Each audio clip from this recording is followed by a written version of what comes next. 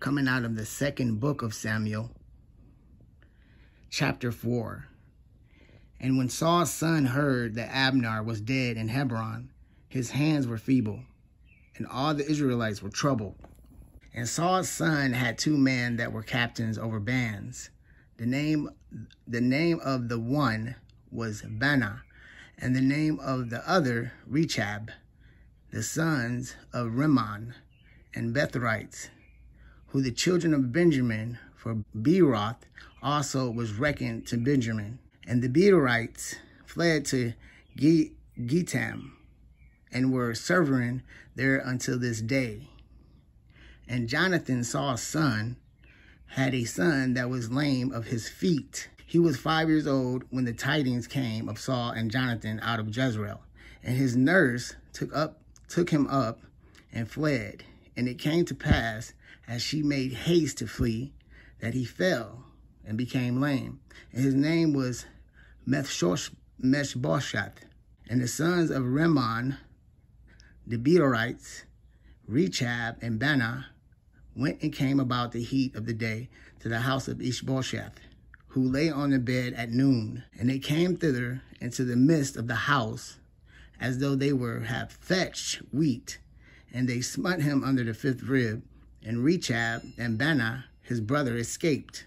For when they came into the house, he lay on his bed, in his bed chamber, and they smote him, and slew him, and beheaded him, and took his head, and gat them away through the plain all night. And they brought the head of Ishbosheth unto David to Hebron, and said to the king, Behold, the head of Ishbosheth, the son of Saul, thy enemy, which sought thy life, and the Lord hath avenged my lord the king this day of Saul, and of his seed.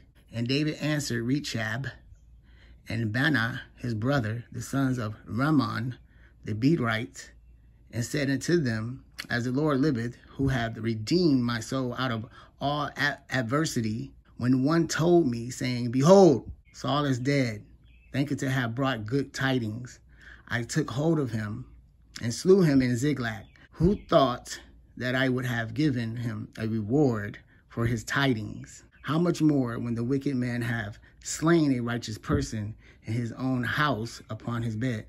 Shall I not therefore now require his blood of your hand, and take you away from the earth? And David commanded his young men, and they slew them, and cut off their hands and their feet, and hanged them up over the pool in Hebron.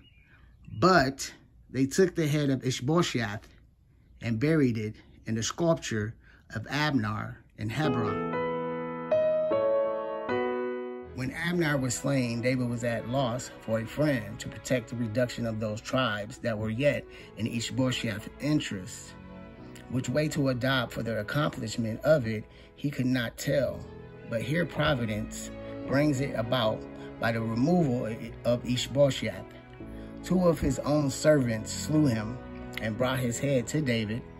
David, instead of rewarding them, put them to death for what they had done.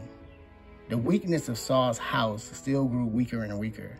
As for Ishbosheth, who was in possession of the throne, his hands were feeble. All the strength they ever had was from Abner's support. And now that he was dead, he had no spirit left in him. Though Abner had, in a passion, deserted his interest, yet he hoped, by his means, to make good terms with David. But now even this hope fails him, and he sees himself forsaken by his friends and at the mercy of his enemies.